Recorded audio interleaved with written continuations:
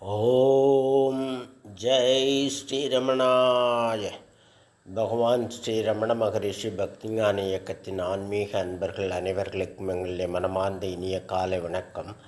இன்று ஏப்ரல் 21 திங்கட்கிழமை யதார்த்த தியானம் என்ற தலைப்பில் நாம் தியானிக்க இருக்கிறோம்.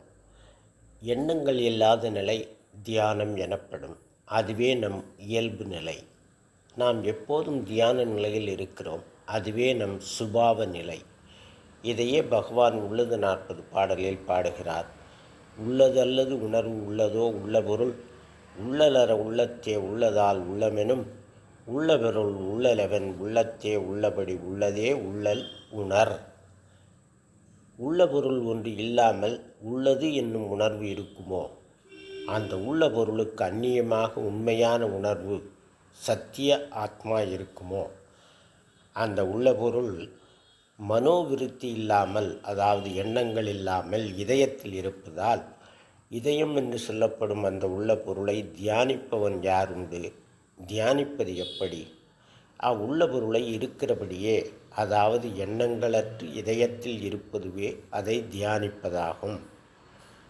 மனதால் செய்யப்படும் தியானம் முப்பிடிகளை கொண்டது. அது தியானம், தியானிக்கப்படும் பொருள், தியானிப்பவன் என்பன அவை.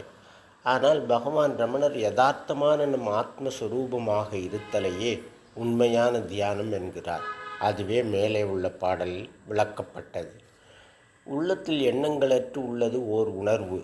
அதுவே பிரம்மம் என்றழைக்கப்படும். அதற்கண்ணியமாக ஒன்றுமில்லை.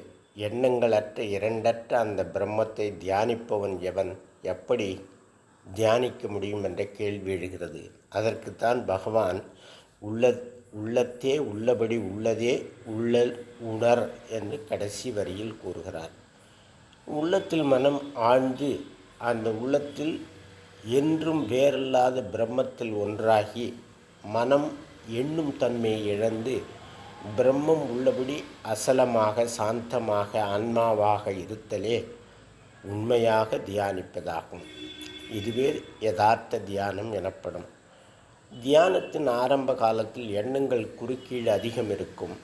ஒவ்வொரு எண்ணம் எழும்போதும் அது யாருக்கு என்று விசாரித்து அதன் விதிப்பிடத்திலேயே நசிப்பிக்க வேண்டும்.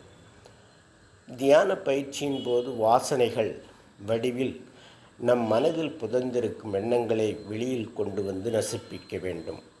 ஒவ்வொரு எண்ணமும் ஒரு பிறப்பு.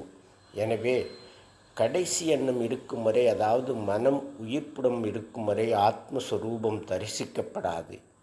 மனம் முழுமையாக கரைந்து எண்ணங்களற்று அது என்று உபநிடதங்களால் சுட்டப்படும் பிரம்மஸ்வரூபமாய் நிற்பவனே உண்மையில் பிறந்தவன் என்று உள்ளது 40 அனுபந்த பாடலில் குறிப்பிடுகிறார் பகவான். பிறந்ததவன் தன் பிரம்ம மூலத்தே பிறந்ததவன் நான் என்று பேணி பிறந்தான். அவனே பிறந்தான் அவன் நிதமும் முனீசன் நவனவன் அவன் தினமும் நாடு. எவன் நான் பிறந்தது எங்கே என்று விசாரித்து தன் பிரம்ம மூலத்தில் பிறந்தான் அவனே.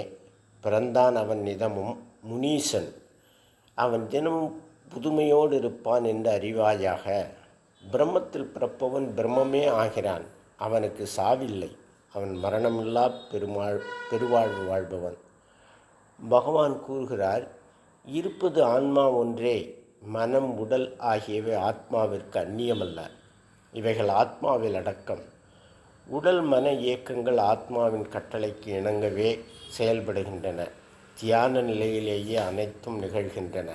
நாம் தனியாக இயக்குவதாக நினைப்பதுதான் அகந்தை. என்றும் இருப்பில்லாது இருப்பது அகந்தை. இல்லை என்ற பேச்சுக்கே இடமில்லாமல் என்றும் எப்போதும் உள்ளது ஆத்மா. ஓம் தத் சத். நாளை வேறொரு தலைப்பில் தியானிக்கலாம் அன்பர்களே. வணக்கம், நன்றி.